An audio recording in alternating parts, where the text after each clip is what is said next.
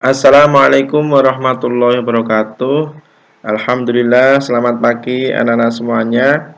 Oke, pada kesempatan kali ini kita bertemu lagi di pembelajaran online yang perdana di semester 2 ya. Kita akan masuk semester 2 ini kita mulai dari tema 6 yaitu cita-citaku. Baik anak semuanya, sebelum kita mulai, marilah kita bersama-sama kita awali dengan membaca basmalah. Bismillahirrahmanirrahim. Oke, pada kesempatan hari ini anak-anak kita akan belajar dua muatan. Yang pertama yaitu muatan bahasa Indonesia dan yang kedua nanti yaitu muatan IPA. Untuk yang pertama yaitu muatan bahasa Indonesia, kita akan mengenal atau belajar tentang puisi. Baik, di layar kita semua sudah tampil ya. Sudah tampil presentasi yang Pak Guru sampaikan. Oke, mengenal puisi dan ciri-cirinya.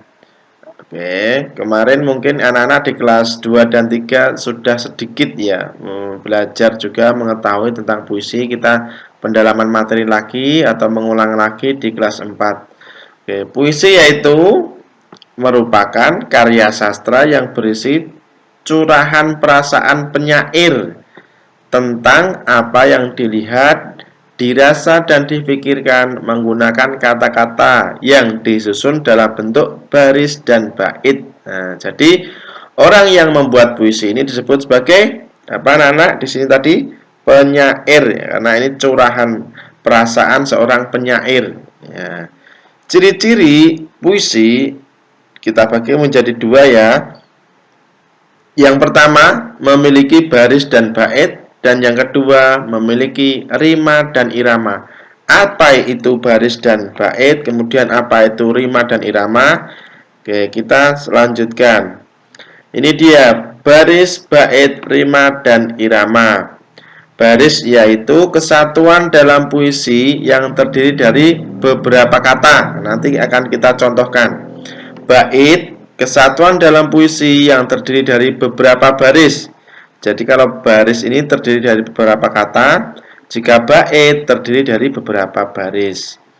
Kemudian rima yaitu persamaan bunyi yang ada dalam baris puisi. Sedangkan irama keselarasan bunyi dalam puisi yang dibentuk oleh pergantian tekanan kata. Oke, kita akan menjelaskan ciri-ciri puisi lagi ya. Mengenal rima. Terdapat beberapa jenis rima dalam puisi.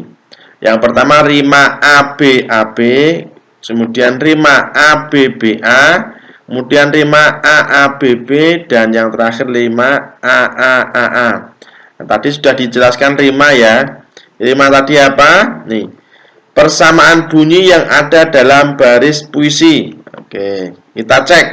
Yang pertama contohnya. Ini ada sebuah puisi ya. Nah, yang dinamakan baris itu adalah nih, satu dari awal sampai baris pertama. Ini namanya baris. Kemudian yang bawahnya baris kedua, bawahnya lagi baris ketiga, dan bawahnya lagi baris keempat. Nah, ini namanya baris. Satu kesatuan perkumpulan dari beberapa kata. Jika bait itu adalah 4 semua ini, itu disebut bait. Kemudian rima ini disimpulkan ABAB ya, kita cek. Belajar giat setiap hari, tanpa jemu tak kenal waktu. Semua aku kerjakan setulus hati demi mewujudkan cita-citaku. Nah, anak-anak perhatikan. Di akhir baris itu ada beberapa ada suara konsonan kata yang bersama, yang sama ya. Kita cek. Baris pertama itu berakhiran konsonan kata I. Itu sama dengan baris keberapa? Baris ketiga. Ini I juga. Kemudian baris kedua ini U.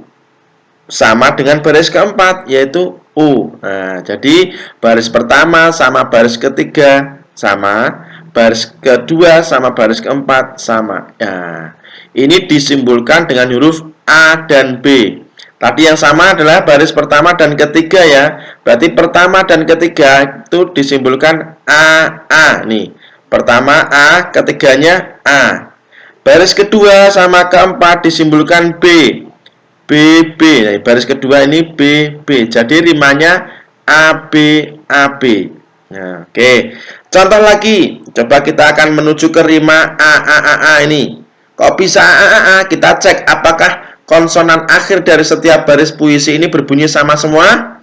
Contoh nih, terbang dengan burung besi berakhiran I, menembus langit tinggi berakhiran I lagi, berkeliling seluruh negeri I lagi, menggapai mimpi jadi pilot sejati. Nah, sehingga karena ini konsonan kata terakhir di barisnya itu sama semua, I ini disimbolkan dengan huruf A. Jadi A semuanya berrima A. Kita cek coba yang rima ABBA. Apakah baris pertama itu suara konsonan akhirnya sama dengan baris keempat? Rimanya A, baris pertama, baris keempat A. Kita cek. Di karpet berjalan penuh gaya A. Baris keempatnya membuat semua terpesona. Betul ya? Jadi ini A sudah betul. Kemudian baris kedua dan ketiga I disimbolkan BB. Nah, betul. Oke. Rima AABB juga sama. Baris pertama dan kedua otomatis sama ini karena disimbolkan A dan A. Kita cek ini berakhiran U dan U. Nah, kemudian baris ketiga dan keempat an sama juga ya. Nah, ini disimbolkan dengan huruf BB. Jadi rimanya AABB. Begitu, anak-anak semuanya. Nah, menjelaskan makna yang terkandung dalam puisi. Apa itu menjelaskan makna puisi? Yaitu menjelaskan maksud atau isi yang terkandung dalam puisi. Bagaimana kita bisa menjelaskan makna dalam sebuah puisi? Yang perlu dilakukan apa saja? Yang perlu diperhatikan apa saja? Pertama, kita harus membaca puisi tersebut dengan seksama. Kedua, kita harus benar-benar cermat membaca setiap baris dalam bait-bait puisi. Ketiga, kita catat hal-hal pokok yang disampaikan. Keempat, kita tulis, susunlah catatan-catatan tersebut dalam sebuah tulisan dengan bahasa kita sendiri. Jadi bahasanya tidak harus sama persis dengan yang tercantum dalam puisi, tapi kita bisa memaknainya dengan bahasa kita sendiri. Syaratnya itu tadi, kita harus membaca puisi tersebut dengan seksama, mencermati setiap baris dalam bait itu dengan baik, kemudian kita mencatat hal-hal pokoknya. Oke, perhatikan puisi berikut ya. Cita-citaku, karya Frida. Berarti penyairnya siapa ini? Frida. Anganku melayang ke masa depan. Aku ingin menjadi seorang guru. Guru adalah pejuang ilmu di garis depan. Guru tanpa pamrih berbagi ilmu. Kita cek anak-anak ini rimanya apa? An. Berarti baris pertama sama baris ketiga sama. Berarti ini A. Baris kedua dan keempat ini BB. Berarti AB. Oke. Gitu ya. Ini namanya satu ini ada 4 baris, ini namanya satu bait. Kemudian bawahnya bait kedua. Jadi ini puisi cita-citaku ini terdiri dari 2 bait. Dan 1 bait terdiri dari 4 baris. Bait kedua, aku akan berusaha menggapai cita-cita. Takkan lelah aku mencari ilmu, takkan aku berpangku tangan saja demi tercapainya cita-citaku. Ini juga AB ya. Sama tadi yang pertama juga AB. Oke, apa judul puisi tersebut? Cita-citaku. Siapa pengarang puisi tersebut? Frida. Berapa bait puisi tersebut? Ada 2 bait. Ini dan ini. Kemudian apa rima dari puisi tersebut? Bait pertama rimanya AB. Bait kedua juga AB. Oke, begitu anak-anak ya. Baik anak-anak, selanjutnya kita menuju ke muatan IPA. Mengamati siklus hidup makhluk hidup. Nah, apa yang dimaksud dengan siklus hidup? Yaitu tahapan pertumbuhan dan perkembangan. Jika siklus hidup hewan artinya tahapan pertumbuhan dan perkembangan hewan dalam kehidupannya. Contohnya ini, anak kucing kemudian bertumbuh dan berkembang menjadi kucing muda, selanjutnya bertumbuh dan berkembang menjadi kucing dewasa.